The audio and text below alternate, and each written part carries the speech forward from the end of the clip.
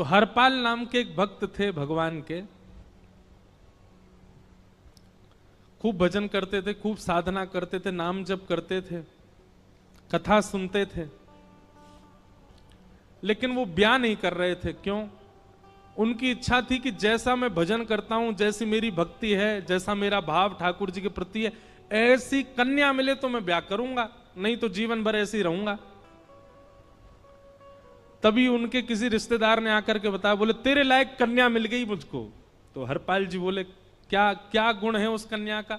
बोले उस कन्या ने शर्त रखी है, मैं उसी से ब्याह करूंगी जो रोज 1000 संतों को प्रसाद पवाता हो। हरपाल जी बोले अब तो मुहूर्त भी नहीं निकलवाना, कल ही ब्याह करवा दो मेरा। ऐसी कन्या से तो मैं बिना मुहूर्त के ब्याह करूं। मुहूर्त उसके संग देखा जाता है जिसके संग यह संकोच हो या फिर यह दुविधा हो कि पता नहीं जीवन कैसा चलेगा, इससे तो मुझे भरोसा है बढ़िया जाएगा मेरा जीवन, इसी से ब्याह करा दो। कन्या ने शर्त रखी, हरपाल जी हम आपसे ब्याह तो कर रहे हैं पर हमारी शर्त मंजूर है ना, रोज 1000 संतों को प्रसाद पवाना पड़ेगा। बोला मैं निश्चित करूंगा, आप ब्याह कर लो। और ब्याह हो गया। हरपाल जी रोज 1000 महात्माओं को प्रसाद पवाते। अब देखो, अगर कोई संकल्प ले ले कि मैं 1000 महात्माओं को प्रसाद पवाऊंगा, अगर 100 महात्मा ज्यादा बढ़ जाएं, 200 महात्मा ज्यादा, उनको मना करेगा क्या? वो तो फिर अपराध बनेगा उससे। प्रसाद पवाने का संकल्प लिया तो जितने आए सबको बैठाने की जिम्मेवारी उसकी। ऐसी कथा में भी होता है, कथा में जितने लोग आए सबका स्वागत होना चाहिए, सबके लिए स्थान पर्याप्त होना चाहिए। कई जगह प्राइवेट कथा करा, हम तो मना कर देते, मत कराओ भैया, आपको अपराध लगेगा। क्यों? वैष्णव को पता चला कि कथा हो रही, वो सुनने आ गया, जगह नहीं मिली या फिर वो बैठ नहीं पाया, तो खाली रहे भले ही स्थान, पर फिर भी स्थान बड़ा रखो ताकि कोई भी आए तो कोई रहे ना कथा से, नहीं तो कथा कराने वाले को अपराध लगता है। वैष्णव बिना सुने चला गया। तो हरपाल जी ने नियम ले लिया, रोज 1000 महात्माओं को भोजन कराते। अब 1000 की जगह कभी कभी 1200 भी हो जाते, 1300 भी हो जाते, 1500 भी हो जाते, लेकिन हरपाल जी करते कुछ नहीं थे, कमाई का कोई जरिया नहीं था, केवल दादा परदादाओं की पुश्त से जो उनके पुश्तैनी धन था उसी को ही खर्च करते जा रहे थे। 1 साल तक बढ़िया चला, 1.5 साल बढ़िया चला, लेकिन 1.5 साल बाद धीरे धीरे धन खत्म होने लगा। जैसे ही धन खत्म होने लगा, हरपाल जी बड़ी चिंता में आ गए, क्या करें। पत्नी को नहीं बताते थे, क्यों? बोले इससे तो शर्त लगी, इसको क्यों बताऊं अपना दुख, इससे तो शर्त मेरी यही शर्त थी कि रोज 1000 संतों को भोजन कराना है। तो हरपाल जी ने बाहर जाते और दुकानदारों के यहां से जाकर के कर्जा लेने लगे। वो पुराने संपन्न थे तो किसी ने कर्जा देने से मना भी नहीं किया, सब देने लगे, बोले ले जा। इतना कर्जा कर लिया, 6-7 महीने तक कर्जे में भी उनके संत सेवा बंद नहीं हुई। 6-7 महीने बाद मांगने वालों ने मांगना शुरू किया, बोले हमारा दो, हमारा दो, हमारा दो। किसी का नहीं दे पाए तो पूरे नगर में ये हो गया कि भैया हरपाल जी अब पहले जैसी स्थिति में नहीं है, कर्जा इनको देना बंद करो, ये देते ही नहीं है पैसा लौटा करके।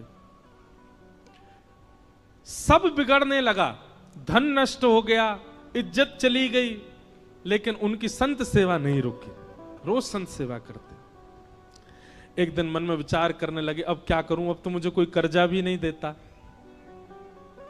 गहने भी सारे बिक गए, धन भी सारा खत्म हो गया।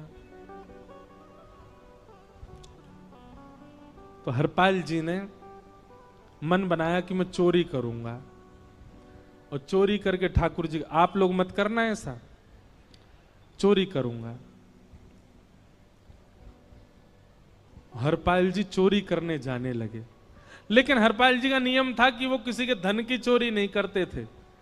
संपन्न लोगों के घर में जाते थे और उनकी रसोई घर की सामग्री चुरा लाते थे, चीनी, दाल, आटा, चावल, मूंग, नमक, मिर्च, ताकि भंडारा हो जाए सवेरे।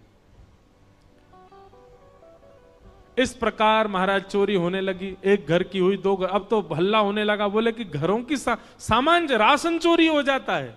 वो बड़ा विचित्र चोर है, धन नहीं चुराता है, राशन चुरा के भागता है। ऐसी चोरी होने लगी महाराज। अब तो लोगों ने अपने अपने घरों में पहरेदारी शुरू कर दी कि चोरी ना हो। तो हरपाल जी को और दिक्कत होने लगी, क्या करें, कैसे करें। धीरे धीरे हरपाल जी इस स्थिति में आ गए कि अब संपन्न लोगों के यहां उन लोगों को ढूंढते जो ना कभी संत सेवा करते ना वैष्णव सेवा करते, और उन लोगों के यहां जाकर के थोड़ा बहुत धन चुरा लेते, स्वर्ण चुरा लेते। करना कुछ नहीं, अपना घर नहीं बनाते थे, बसाते थे, संत सेवा करते थे। ठाकुर जी रीझ गए हरपाल से। ठाकुर जी बोले, देखो ये सब चोरी कर करके और मेरे संतों को पवारा है। ठाकुर जी बोले, इस पर अनुग्रह करने जाना है। भगवान तैयार होने के लिए गए और बढ़िया महाराज नकली सी मूछ लगा करके, ऊपर सिर पर पाग पहन करके और थोड़ा पेट सा बाहर निकाल के, गले में खूब सारी जंजीर डाल के, सोने की जूतियां डाल करके, कौंधनी सोने की पहन करके, और एक बैंत समझते, वृद्ध लोग लेकर के चलते, बैंत, सोने का मड़ा हुआ बैंत लेकर के ठाकुर जी तैयार हो गए, एक सेठ जी बन गए। लक्ष्मी भैया ने पूछा, भगवान बड़ा सुंदर स्वरूप धारण किया, कहां जा रहे हो? बोले, अपने एक भक्त से मिलने जा रहे हैं। रुक्मणी जी बोली, मैं भी चलूंगी। भगवान बोले, तुम मत चलो, तुम उसको पहचान नहीं पाओगे, तुमसे अपराध बनी जाएगा। बोले, नहीं नहीं, भक्त दर्शन करने मैं तो जाऊंगी। भगवान बोले, जल्दी तैयार हो जाओ। रुक्मणी जी एक सेठानी बन गई, ठाकुर जी सेठ जी बन गए। और दोनों ने मन में विचार किया कि हरपाल जी को दर्शन देना है। और यहां हरपाल जी की स्थिति क्या थी? अब संत सेवा के लिए कहीं से भी धन नहीं मिल रहा था। तो हरपाल जी एक मार्ग पर जाकर के बैठ गए और सोचने लगे, कोई धनवान यहां से निकलेगा तो उसको लूट लूंगा और लूट के भाग जाऊंगा, सारा धन संत सेवा में लगा दूंगा। तभी उस मार्ग पर कोई और तो आया नहीं, ठाकुर जी सेठ बन करके आ गए। और महाराज खूब सारे गहने पहन करके, पाग बढ़िया सोने की जड़ाऊ पाग पहन करके, ऐसे वस्त्र पहन करके, और छम छम करते चलते आ रहे हैं। उन गहने ही बज रहे हैं ठाकुर जी के।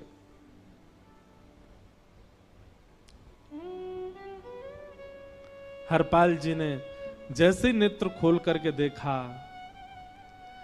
ठाकुर जी के रूप यौवन और सबरी उनके श्रृंगार को देख करके हरपाल जी बोले, ये तो एक आध साल के भंडारे की व्यवस्था आ रही है सामने से। इतने में ही सेठानी जी, रुक्मणी जी भी आई। उनको ओहो, ये तो कम से कम 5-10 साल की व्यवस्था आ रही है। अगर ये दोनों लूट लिए जाएं तो 10 साल चोरी नहीं करनी पड़ेगी। देखो कितना धन संपन्न। हरपाल जी के बगल में जैसे ही ठाकुर जी पहुंचे, हरपाल जी बोले, भैया जय श्री कृष्ण, प्रणाम। ठाकुर जी तो नाराज हो गए, क्या भगवान का नाम बोलता है सुबह सुबह? तुम सब लोग बड़े पाखंडी हो, ढोंगी हो। और हमने सुना इस गांव में एक रहता है, वो चोरी डकैती करता है और फिर कहते हैं संत सेवा करता है। ऐसी काय बात की चोरी भैया? करता तो चोरी है, भली उससे भली संत सेवा करता हो। नाम उसका हरपाल है, हम सब जानते हैं। भगवान का नाम मत लो हमारे सामने। हरपाल जी समझ गए, वो तो बिल्कुल भगवत विमुख है, इसकी तो एक अंगूठी भी नहीं छोड़नी मुझको, इसका तो सब लेके जाऊंगा। अगर ये बदले में जय श्री कृष्णा बोलता तो एक आध गहना छोड़ देता है इसका में, पर ये तो इतना बिखर रहा है भगवान का नाम सुन के, इसका कुछ नहीं छोड़ूंगा, सब ले जाऊंगा।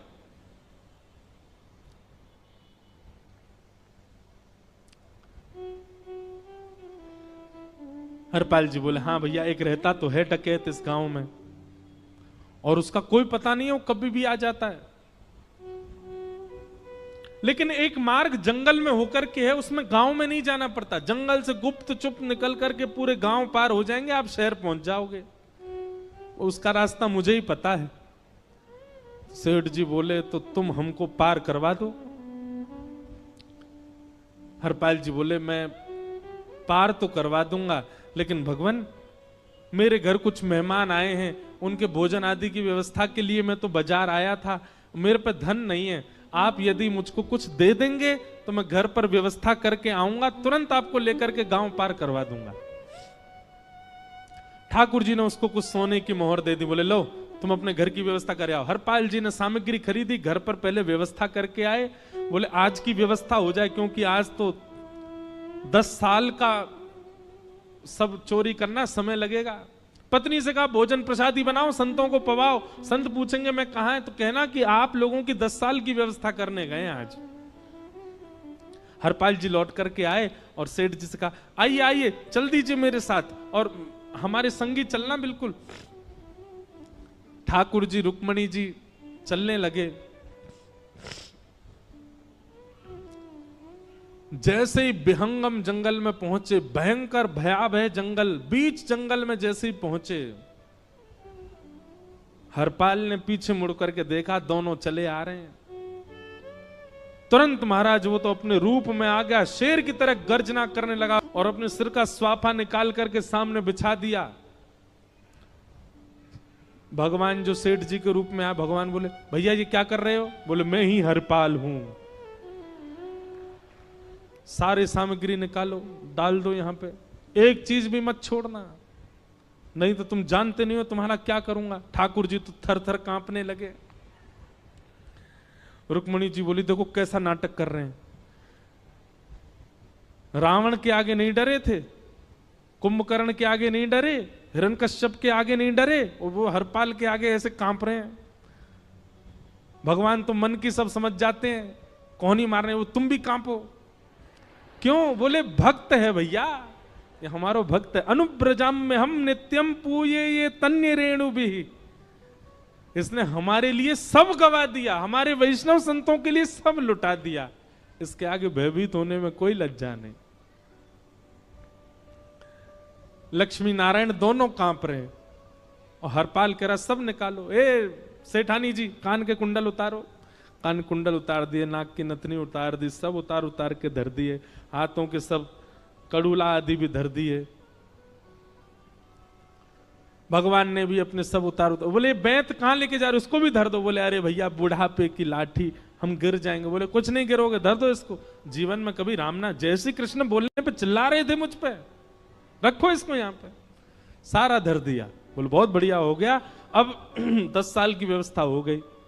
इतने में भगवान की कनिष्ठ उंगली में एक अंगूठी थी। हरपाल बोला ये कहां बचा के ले जा रहे हो, उसको दो। बोले अरे भैया ये तो बहुत बचपन की हमारी अंगूठी है और ये आज तक हमारी निकली नहीं है और ये निकल ही नहीं पाएगी, इसको बाहर हम निकाल ही नहीं सकते, इसको तो रहने दो हमारे पास।